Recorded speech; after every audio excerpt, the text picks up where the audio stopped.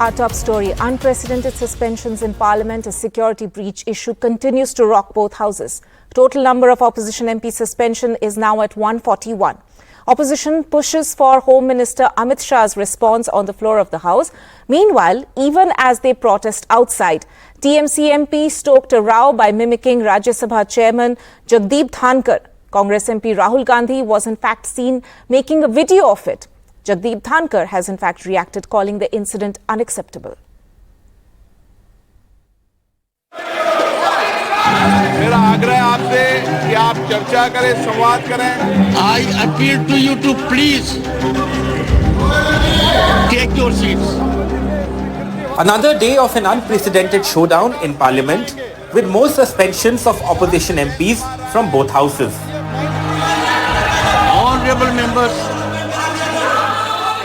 49 more opposition MPs were suspended from the Lok Sabha on Tuesday, taking the total from the lower house to 95 opposition members. 46 opposition members have been suspended from the Rajya Sabha, with 11 on Tuesday after 34 on Monday and 1 earlier in the session. In total, 141 opposition members stand suspended. बहुत ही खंडनार्ह है sir. I strongly condemn this. Tuesday's suspensions included Shashi Tharoor, Manish Tiwari, Farooq Abdullah, Dimple Yadav, among others. It's clear they want an opposition मुक्त लोक सभा. सरकार चर्चा नहीं करना चाहिए, भाग रही है. तो क्या हो जाता अगर वो 5 मिनट आते और कहते जनाब ये हो गया है, हम इस पे कार्रवाई कर रहे हैं, और क्या कह रहे हैं? The opposition MPs have been protesting in both houses of parliament over the massive security breach in Lok Sabha last week. They have been demanding that Union Home Minister Amit Shah addresses the parliament on the security failure. The government says the parliament security is under the Lok Sabha Secretariat and its responsibility lies with the speaker. जो अवरोध पैदा कर रहे हैं, ये उनकी हताशा है 3 प्रदेशों में हार के कारण. As the MPs protested outside Parliament after the suspensions, this mockery of Rajya Sabha Chairman Jagdeep Dhankhar by TMC MP Kalyan Banerjee triggered another row. Congress MP Rahul Gandhi was seen making a video as Banerjee mimicked Dhankhar's demeanor as other MPs laughed and cheered.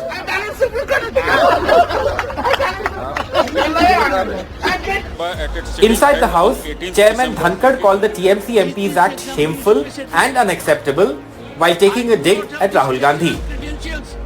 आपके एक बड़े नेता एक सांसद के असंसदीय व्यवहार को video कर रहे थे. How shameful, how unacceptable. Kharge ji से आग्रह करता हूं कि इसके बारे में आपको माफी मांगना चाहिए. With the majority of opposition MPs being suspended and nobody in the house to protest, the government seems all set to pass crucial legislation that it's been listed, including the critical and important criminal law amendment bills in the current session before it is adjourned sine die. Before this barrage of suspensions in 2 days, the highest number of suspensions were in 1989, when 63 MPs were suspended from the Lok Sabha after a report on Indira Gandhi's assassination was tabled in the House. Rajiv Gandhi was the Prime Minister then. Bureau Report, NDTV. Meanwhile, India bloc had its first meeting since the 5 state polls debacle for the opposition. In the biggest update from the meeting, TMC Chief Mamata Banerjee and Aam Aadmi Party Chief Arvind Kejriwal proposed Congress President Mallikarjun Kharge's name as the PM face for the opposition in the run-up to 2024. In a press briefing soon after, Kharge said it's important for the alliance to win first and discuss a PM face later. हमने पहले सभी लोग जीत के आना है. जीत के लिए क्या करना उसके बारे में हम सोचे. कौन प्राइम मिनिस्टर बनना ये बाद में की बात है. एमपीस अगर नहीं है तो प्राइम मिनिस्टर की बात करके क्या फायदा है. तो इसीलिए हम पहले अपनी संख्या बढ़ाने के लिए एक होकर सभी लोग लड़ के हम मेजॉरिटी लाने की कोशिश करेंगे. I'm joined by my colleague Sunil Prabhu, who covered that meeting. Sunil, we've of course seen Kharge at the moment saying that we must win first and discuss who's going to be the PM face later. But more importantly, in the meeting, there was also a proposal by the TMC to finalize seat sharing equations, the seat sharing mathematics by the end of the month.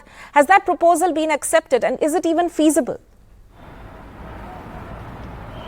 Well, it's absolutely feasible, and it is a must because, come what may, I think somewhere down the line, ASAP, they need to find one way or the other the kind of adjustments that need to be done. So it's in that context that at the state-specific level, they need to find some kind of formula in terms of how to get seat adjustments across political parties, be it at the state level. They've of course going to be issues, be it in Uttar Pradesh or West Bengal or Kerala, Punjab, Haryana, in Delhi.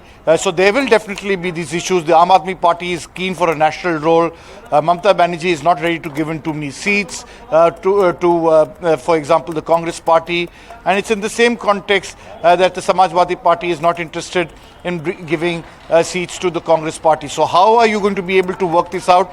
This needs to be done because they need to have a united face. And wherever there are issues, there will be at the national level coordination committee meetings to iron out those differences.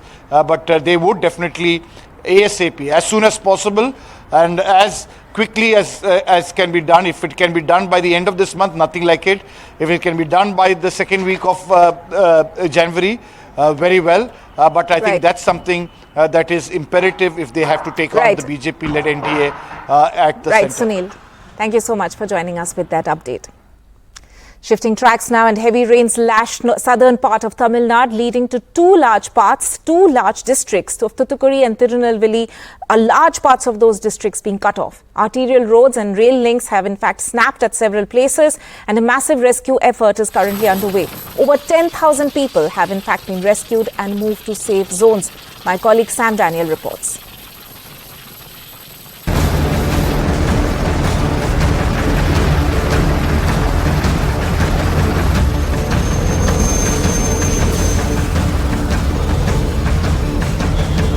Even 36 hours after rain stopped in Tuticorin, in several low-lying pockets, people still wade through waist-deep waters. That's because River Thamiraparani is still in spate, and several breached tanks and ponds are overflowing, compounding the problem. Bala, a government employee, is wading through neck-deep waters as he moves away from his home. Rescue teams hadn't reached them, and with no electricity for 3 days, he has decided to move to his parents' place in the neighboring Tenkasi district. So if you want to talk with the parents, we can't do because power city cut, electricity cut. So phone charge also finished. In night time, we can't survey here because due to this flood, so many insects, ants, mosquitoes, so many things are coming inside. Anuja says her child wouldn't have had food had she stayed on for another day in her home.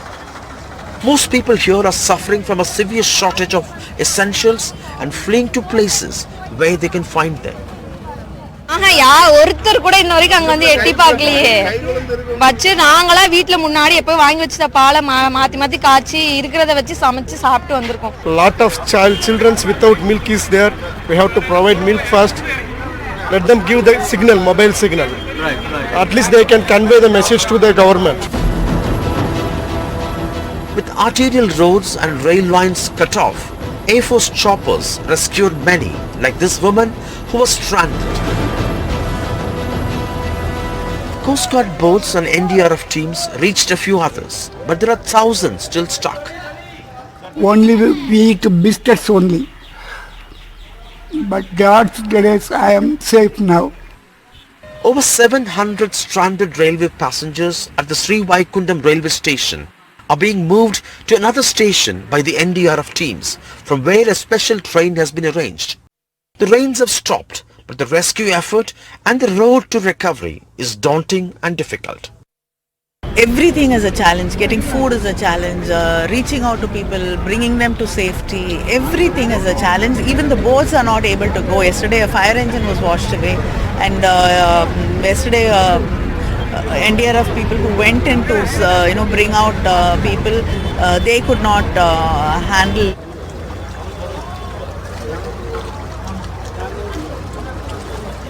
Taking relief supplies continues to be a challenge across Tuticorin for the third day. Although hundreds have fled their homes, for those who are still confined to their maroon homes, it's yet another night without food, water and electricity, raising questions whether they've been left to fend for themselves. In Tuticorin with Suresh, Sam Daniel, NDTV. Now, the centre has written to states urging them to monitor flu cases. Measures like wearing of masks have been advised by the Karnataka government for those who are senior citizens and with comorbidities. This as the new COVID variant JN1 has been detected in Kerala and Maharashtra.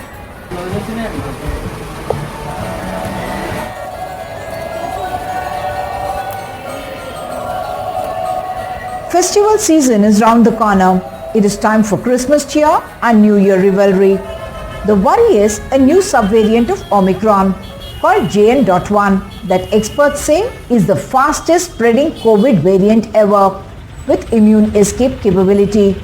Even though its symptoms are milder and most people may be asymptomatic, it could adversely impact the elderly and those with comorbidities. ये China और USA और UK में भी पाया गया है कि इसमें जो म्यूटेशन है एक स्पाइक प्रोटीन रीजन में है कि हम टेस्टिंग को टारगेटेड टेस्टिंग करें. With 5 suspected COVID deaths reported this month in the country and the first JN.1 variant detected in Kerala, the centre has written to the states urging public health measures like hand and respiratory hygiene so transmission can be curbed. Now it is spreading, no? So it is aware of that mask. Is it just like a precaution? എനിക്ക് മുമ്പ് Covid വന്നിട്ടുണ്ട്. ഇപ്പോഴും എനിക്ക് വളരെയധികം പേടിയാണ്. ഇപ്പോൾ എനിക്ക് വീട്ടിൽ നിന്ന് വെളിയിറങ്ങാൻ തന്നെ തോന്നുന്നില്ല. കാരണം എന്താണെന്ന് വെച്ചാൽ വലിയ വയസ്സായവർക്കാണ് ഇത് കൂടുതൽ ബാധിക്കുന്നതെന്നാണ് പറയുന്നത്. In Kerala, where there is a 15 to 20% Christian population, the government has advised masks for everyone and COVID hygiene practices so as not to expose the elderly and those with comorbidities to the virus. In Karnataka, masks for those above 60, pregnant women and those with comorbidities has been made mandatory. I will be advising our people, especially older people above 60, to be careful and to wear masks. We have to maximize testing in all our hospitals. The guidelines were issued this morning, and if you take a look at the people in this bus, hardly anyone is wearing a mask. It is always important that people begin to wear masks because remember, we have witnessed several COVID waves and prevention is always better than cure. The centre has said states must monitor and report district-wise influenza-like illness and severe acute respiratory illness to detect early rising trend of cases. They have also been asked to increase testing, especially RT-PCR, and send positive samples for genome sequencing. With Parimal in Delhi, Pratibha Raman in Bengaluru, SP Babu in Kerala, and camera person Nagaraju in Hyderabad, Uma Sudhir, NDTV.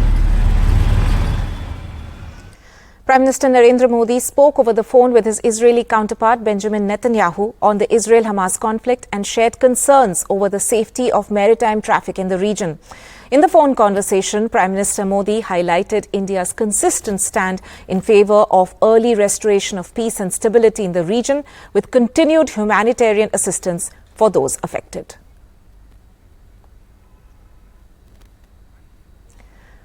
Now, oil giant BP has halted tankers via the Red Sea amid reports of Houthi rebels actually threatening ships in the region. This has led to a spike in global oil prices. Here's a report.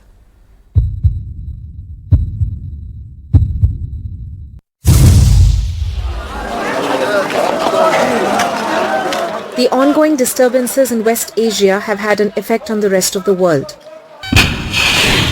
On Monday, oil giant BP said it had stopped sending tankers through the Red Sea. In the immediate aftermath, global oil prices jumped nearly 2%.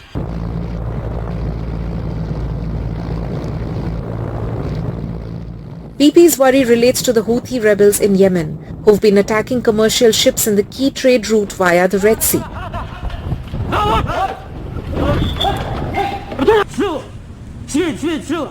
The rebels say that they intend to prevent Israeli ships from sailing the Red Sea until Israel stops its war on Hamas, another group backed by Iran.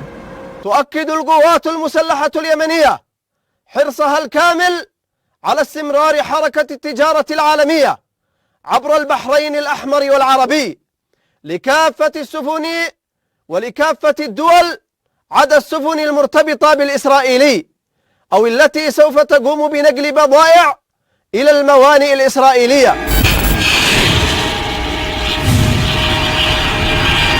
The US has been intercepting many of the rockets, but it hasn't been able to deter the Houthi rebels who are aligned with Iran, just like Hamas. In a bid to tackle the threat in the Red Sea, the US Secretary of Defense Lloyd Austin announced a new US-led operation in the Red Sea. The multinational operation includes US, UK, France, among other nations. It remains to be seen how much stability the joint force can bring to the region. With Vishal Vivek, NDTV Bureau Report. Now, the Indian economy has emerged as one of the star performers globally. This as per the International Monetary Fund. The IMF further added that India is projected to contribute more than 16% to global growth. Sakshi Bajaj has more. India has emerged as a star performer, the International Monetary Fund has said, adding that India is projected to contribute more than 16% to global growth. The IMF stated that India's economy has showed robust growth over the past year and is one of the fastest growing economies globally, and highlighted that digital public infrastructure and strong infrastructure reforms will continue to sustain growth going forward. Detailing the state of the economy in the IMF's annual economic assessment, the IMF has said that headline inflation, which is essentially the measure of total inflation in an economy, has now on average moderated for India, although remains volatile going forward. The report also mentions how employment has surpassed pre-pandemic levels, and while the informal sector continues to dominate, formalization has also progressed. The International Monetary Fund has also praised India's financial sector and said it has been resilient, the strongest in several years, of course. And it's not just the Indian economy's growth. As per a latest report by the World Bank, India also stands out as the top remittance recipient at $125 billion and has outperformed previous forecasts as well. Now, analysts attribute this to a tight labor market in the US and robust employment growth in Europe. With a remittance of $125 billion in 2023, India retains the top spot in the world, followed by Mexico and China. The Allahabad High Court has in fact rejected petitions by the Mosque Committee in the Gyanvapi case and asked a Varanasi court to complete hearing in the matter within the next 6 months. Challenging this suit, the Mosque Committee had argued that it is not maintainable under the Places of Worship Act, which restricts altering the character of a religious place as it existed on August 15, 1947. But that plea was rejected. यह एक बहुत बड़ा ऐतिहासिक फैसला है, क्योंकि बहुत दिनों से ये मामला लंबित है और एप्लीकेशंस डाल करके केवल मामले को लटकाया जाए। जाने से किसी को रोक नहीं है। एक पक्ष अगर पीड़ित है तो उसे ऊपर की अदालत खुली हुई है न्यायालय में जाने के लिए, वो जा सकती है।